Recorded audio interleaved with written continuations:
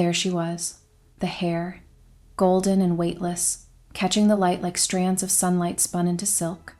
It wasn't just blonde, it was mythic, the kind of blonde directors write into scripts and painters chase across canvases. The eyes, piercing blue, shockingly clear, with that distant melancholy you can't fake. They didn't just look at the camera, they looked through it, like she could see something no one else could. And the walk, divine, fluid, effortless. Karen didn't walk down runways, she floated. Every step was like a brushstroke on air. Shoulders back, chin soft, her body moving with a grace that didn't seem human. When Karen Mulder stepped onto a runway in the 1990s, the room changed. She didn't compete for attention, she commanded it. You didn't just glance at her, you watched her, studied her, got lost in her. She was hypnotic. Karen wasn't just a model, she was a projection, a dream cast in human form. She was fashion's fantasy at full volume, the unattainable beauty, the living sculpture, the woman who could wear anything and make it look like magic. Before Victoria's Secret gave supermodels wings, Karen already had them. She made people believe in glamour, in grace, in the idea that someone could be that perfect butt. Here's the thing about fantasies. They're fragile. They look seamless from the outside, but inside they're stitched together with pressure, speed, and silence. They depend on illusion, and illusions don't last. Karen Mulder was the kind of beauty the world idolizes until it breaks her. Because what people forget is that behind the fantasy is a real person, and being perfect every day takes a toll. Holding that image in place, never letting it slip, never letting the cracks show. That's a full-time performance with no intermission. And Karen, she didn't just walk away from fashion, she escaped it. Quietly, deliberately. She let go of the cameras, the contracts, the invitations. Not because she failed, but because she finally admitted what so many others can't. The dream wasn't hers. It was everyone. She had it all. The beauty, the money, the fame, the magazine covers, the campaigns, and she gave it back. Not in flames, not in scandal, but with a whisper. A subtle, devastating whisper that said, "This is not who I am." She was one of the original supermodels, a name once spoken in the same breath as Claudia, Naomi, Cindy, and Christy. In the early 90s, she helped define what it meant to be iconic. Her face sold perfume, lingerie, couture, but her presence, her energy, that intangible softness and sadness in her gaze sold something else, the illusion of effortlessness. And yet, when you say Karen Mulder today, people pause, not because they've forgotten, but because they remember. They remember her beauty, yes, but they also remember her silence, her disappearance, the questions that were never fully answered, because her story isn't just about fashion, it's about freedom, and what it costs to finally claim it. In a world that demands visibility, Karen chose invisibility. In a culture that celebrates endurance, she chose to exit. And maybe, just maybe, that was her greatest act of all. Karen Mulder was born on June 1, 1970, in Vlodingen, a small and quiet Dutch town nestled between ports and waterways far from the glossy stages of Paris and Milan. Her upbringing was modest, ordinary. Her father worked as a civil servant, her mother as a secretary. There were no cameras in the living room, no connections to fashion houses, no whispered family lore about style or stardom, just a middle-class family living a steady life and a daughter who always felt slightly out of place. Karen was a tall, shy girl, noticeably taller than her peers, with limbs that moved a beat slower, as if she were still figuring out how to live inside her body. She didn't see herself as beautiful. She felt gawky, oversized, unsure. By the time she was 15, she had outgrown her classmates not just in height, but in presence, though she didn't know it yet. Her frame was already model-esque, but stiffened by teenage discomfort and the acute self-awareness of someone who didn't yet understand her own power. Then, at 17, something happened, almost by accident. On a whim, she entered the elite model look competition, one of the most prestigious scouting events in the fashion world. She had no professional photos, no runway training, no connections, just that face, impossibly symmetrical, serene, otherworldly, the kind of face that didn't need a backstory to captivate her. To her own surprise, she placed second in the world. Suddenly, the girl from Vlodingen, who had never imagined a life beyond her hometown, was getting calls from Paris. And Paris didn't just want her, it needed her. Within months, Karen was modeling for the legends: Valentino, Christian Dior, Yves Saint Laurent. By 19, she was already a regular on the world's most exclusive runways, walking in Milan, Paris, New York. Her presence on the catwalk was almost surreal, regal, effortless, serene. Her beauty wasn't loud. It didn't challenge or shock. It seduced quietly. She wasn't edgy or rebellious like some of her contemporaries. She was ethereal, untouchable. Designers adored her because she didn't overpower the clothes. She elevated them. When she walked, dresses moved like poetry. Editors began to describe her as unreal in her perfection. She didn't just wear fashion, she made it look sacred. In the early 1990s, Karen's ascent became meteoric. She entered the rarefied air of the supermodel elite, the glamorous, untouchable few who weren't just models, but household names. She graced the covers of Vogue, Elle, Harper's Bazaar. She became the face of major fragrance campaigns. She worked with fashion's most iconic photographers: Peter Lindbergh, Her Ritz, Steven Meisel. Her face was everywhere, her walk, studied, her presence inescapable. The world knew her name, but behind the flashbulbs and international travel, Karen wasn't celebrating, she was coping. The dizzying pace of her career didn't leave room for breath, much less reflection. Everything was happening so fast, so loud, so nonstop, that even she had trouble keeping up with it. She was praised for being poised and composed, but that composure came at a cost. While the world admired her flawless exterior, the interior had started to crack. And behind that famous face was a young woman trying to hold herself together in a world that didn't want her to pause, didn't want her to think, and certainly didn't want her to feel.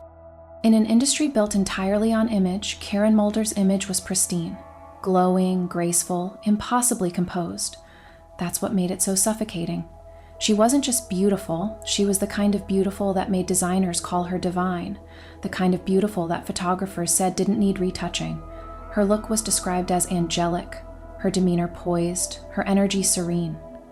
Fashion adored her, the public admired her, and the world held her up as a symbol of perfection. But that image came at a cost few could see. Behind every elegant smile on the runway was tension held in her shoulders. Every interview was a performance, every statement rehearsed to protect the illusion. She later reflected on that, saying, "People loved the idea of me, but no one really saw me. The Karen Mulder that fans adored, the soft-spoken goddess with the perfect posture and the silvery gaze, was only part of the truth." By 1993, she had become one of Victoria's Secret's most iconic angels. Her name was stitched into the brand's legacy, synonymous with glamour, fantasy, and sex appeal. Millions watched her glide down the runway in lace and feathers, wings trailing behind her as lights flashed and music swelled. She embodied the dream. But no one heard the noise in her mind, the racing thoughts, the pressure, the doubt. No one saw the woman beneath the surface, unraveling, slowly, silently. While the cameras captured confidence off camera, Karen was beginning to battle depression. The signs were there, but the world didn't want to look. Especially in the 90s, wasn't just taboo, it was incompatible with the image. Vulnerability was seen as weakness. Asking for help was unthinkable, so she said nothing. She smiled, she posed. She did what was asked of her, even as it wore her down.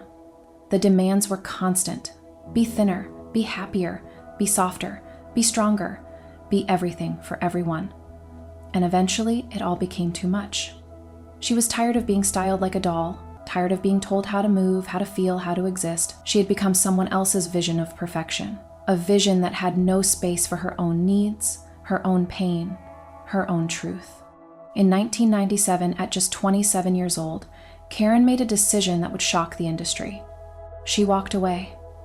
No dramatic press conference, no farewell cover shoot, just a quiet exit, barely acknowledged in the media.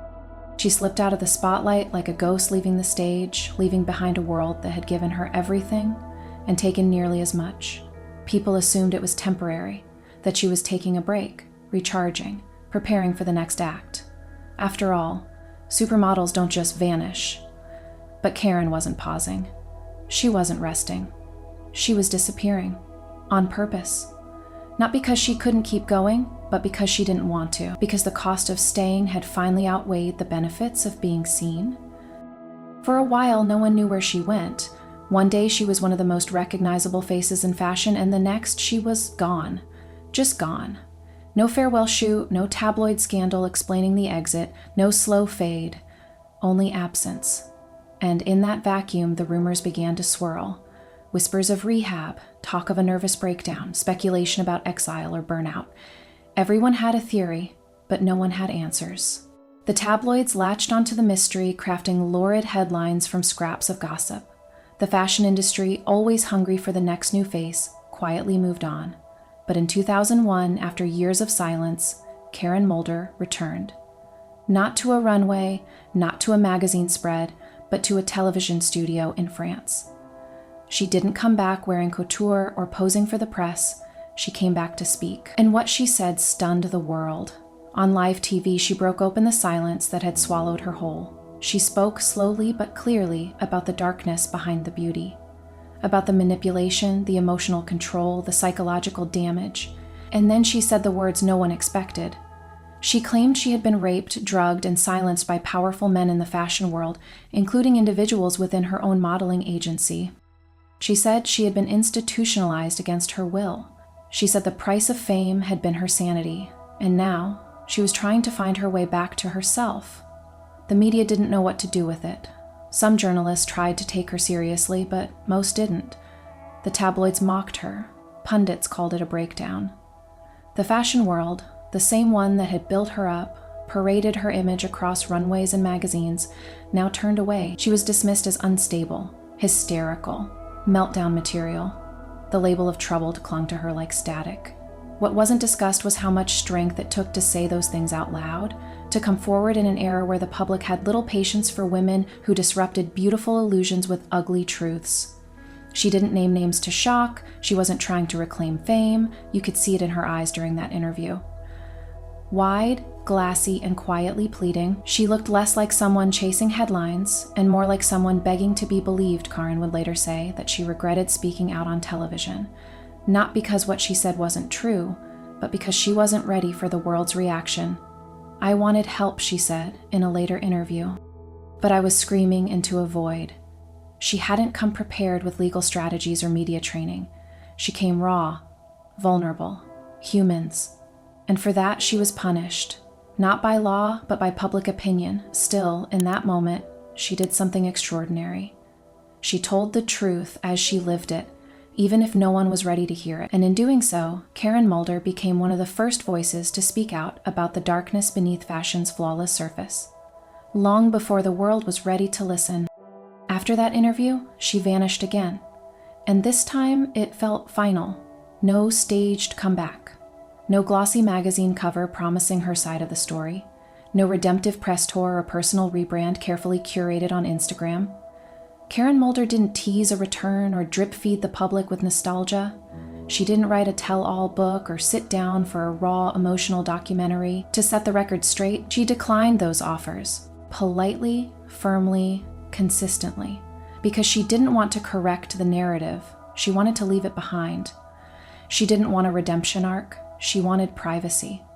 Not the illusion of it, not the media-friendly kind that lets you dip in and out of fame. Real privacy. Silence.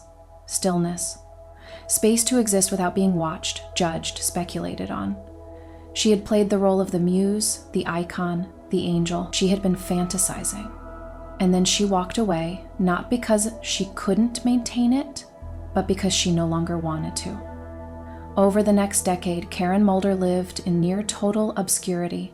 Occasionally, a tabloid might report a sighting in Paris, or a fan might mention seeing her in a quiet corner of Nice, but these moments were brief, unconfirmed, almost ghost-like.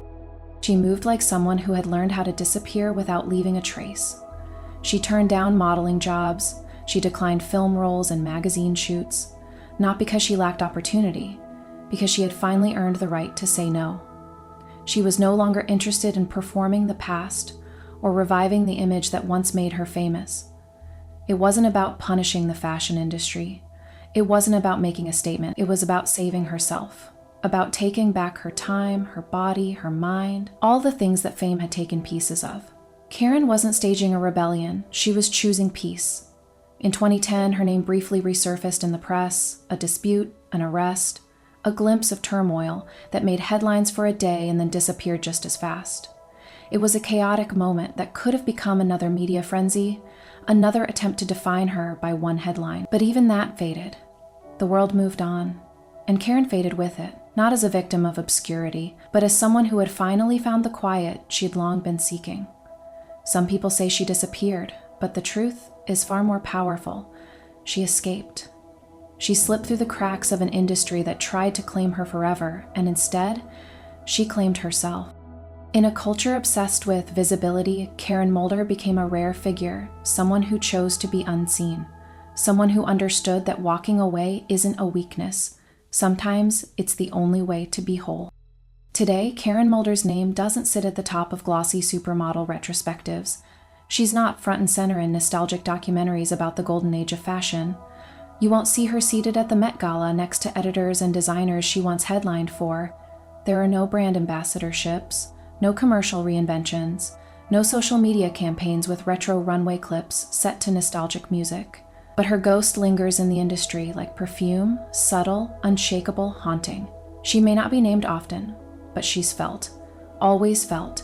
Look at any angelic fashion editorial from the early 2000s. The porcelain skin, the icy gaze, the delicate vulnerability wrapped in luxury. That's Karen. Look at the archetype of the soft-spoken, otherworldly blonde, untouchable, unreadable, divine. That's Karen. Her face was the blueprint for a generation of ethereal femininity.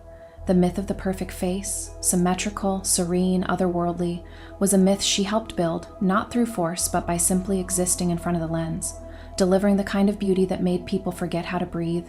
She wasn't loud, she didn't need to be. Her presence was the kind that made time slow down. And yet, despite the fingerprints she left on the industry, she has never claimed credit. She's never issued reminders, never stepped forward to ask for applause, no self-promoting memoirs. No where is she now? Interviews timed to nostalgia waves. No curated legacy building. Her name isn't pinned to fashion's timelines. It lingers just outside of them, like a shadow. Her legacy is quiet, and in a world that rewards noise, that alone is revolutionary. Her impact lives in the way fashion still whispers about her, not shouts. In the reverence that colors the memory of her image. In the curiosity that follows the question, whatever happened to Karen Mulder? In the ache that rises when people remember her not just for what she looked like, but for how she made them feel. As if beauty could be both armor and fragility at once. She didn't walk away because she couldn't keep up. She walked away because she realized the cost of staying. She walked away not because she failed, but because the success wasn't worth her soul. There's a particular cruelty in the way fame strips a person down while pretending to exalt them, in the way it trades authenticity for attention, presence for performance. Karen had the face, the grace, the poise, but she also had the clarity to know when that was no longer enough, or worse, when it had become too much. At the height of her fame, she was adored by designers, photographers, and fans alike. She had the power to make or break a campaign with a single look. But adoration in the fashion world is not always love, it's possession. And Karen, whose smile once lit up the world's most coveted runways, found herself being consumed by the very thing that made her unforgettable. She had become the image, the ideal, the fantasy, and there was no room left to simply be human. So she did something very few women, let alone icons, are ever permitted to do. She vanished. She reclaimed her life, her voice, her privacy. She stopped performing, and in doing so, she gave us one last unforgettable lesson. Sometimes, walking away is not the end. It's the beginning of a life that doesn't need to be watched to be real. Disappearing isn't weakness, it's power. Especially in an industry that thrives on visibility, that feeds on relevance, that teaches you to believe that being seen is the same as being valued. In a world where the spotlight never sleeps and silence is mistaken for failure, walking away is an act of defiance. Karen Mulder didn't drift into obscurity. She made a choice. Deliberate, final, and unglamorous in all the right ways. She walked away from the camera, from the money, from the myth. She turned her back on the identity that had made her famous, not because she couldn't keep going, but because continuing would have meant losing herself. She said no to the demands, to the constant performance. to the illusion that beauty is enough to keep you safe. She said no to fame, to image, to expectation, and in doing so, she reminded us that leaving isn't a collapse, it's a form of survival. The industry didn't know what to do with her silence. It had no language for absence, no space for refusal. For years, the narrative circled around her like vultures. Was it a breakdown, a scandal, a mystery? But none of those labels ever fit. Because what if the truth is simpler, more human and more revolutionary? What if she just wanted peace? In one of her earliest interviews, long before the weight of fame pressed too hard, Karen said something that now echoes louder than ever. I never wanted to be famous. I just wanted to feel safe. Not adored, not envied, not idolized. Safe. That simple, essential thing so often denied to women in the public eye. Safety in your own skin. In your own mind, in your own story. And maybe that's what she finally found. Not closure. Not a final chapter wrapped in a bow, but quiet. A life that belongs to her and no one else. A world where she doesn't owe anyone a smile, a pose, or an explanation. Karen Mulder didn't disappear. She reclaimed herself. And in a culture that confuses presence with worth, her silence may be the loudest thing she ever said. Today, Karen Mulder lives off the grid. No social media handles to follow, no interviews to dissect, no curated aesthetic meant to be consumed by the scroll. She doesn't feed the algorithm, she doesn't chase relevance. And yet, despite her absence, or maybe because of it, she remains unforgettable. Her name still lingers in the memory of anyone who witnessed the golden age of supermodels. She was ethereal, luminous, a vision that seemed almost too perfect for reality. She didn't just walk the runway, she glided across it like an angel, suspended between worlds. Dior, Valentino, Versace, Victoria's Secret. She wore everything like it was stitched from air and light. Her beauty was so timeless, so overwhelming, that it made people question whether she was even real. But Karen Mulder was real, and she was also human. And the world, as it so often does, forgot to treat her that way. She was adored, yes, photographed, praised, worshipped, but she was also pushed, prodded, and packaged. She became more symbol than self, more fantasy than woman. In the era when supermodels became global brands, Karen became an icon of unattainable beauty. But behind that flawless exterior, there was a person quietly being worn down by the demands of perfection. She once had the world at her feet, and then without warning, she disappeared from it. No headline truly captured it. No article fully explained it. One day, she was everywhere, and the next, she wasn't. No swan song, no farewell tour, just silence.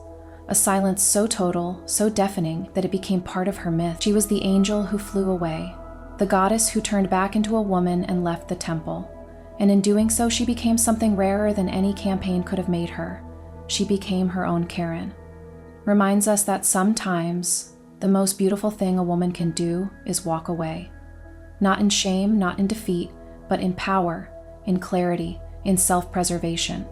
She didn't leave because she couldn't handle the world. She left because she saw it clearly and chose something else. She chose privacy, peace, maybe even anonymity. Things we often overlook until they're gone. Her story is not one of erasure. It's one of escape. Not disappearance, but liberation. She didn't vanish. She chose freedom.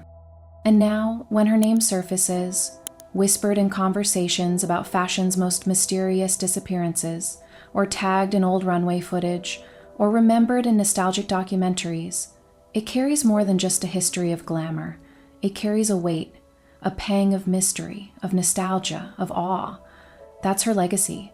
Not just the magazine covers or the haute couture campaigns, not just the supermodel status, but the silence she left behind, the decision to reclaim her life from a world that wanted to own it, the courage to stop performing when everyone expected her to keep shining. What's your memory of Karen? Was it her Dior walks, where she floated like a dream in motion? Was it the moment she descended onto the Victoria's Secret runway, draped in wings and wonder, the very picture of divine femininity? Or was it the day she simply vanished? A final, wordless exit that left us all wondering and somehow made her more powerful than ever? Let us know in the comments. And if her story moved you, if something in her silence speaks to something in you, Then like, comment, and subscribe for more untold fashion stories. Stories of elegance, rebellion, and the rarest kind of beauty, the kind that walks away and never looks back.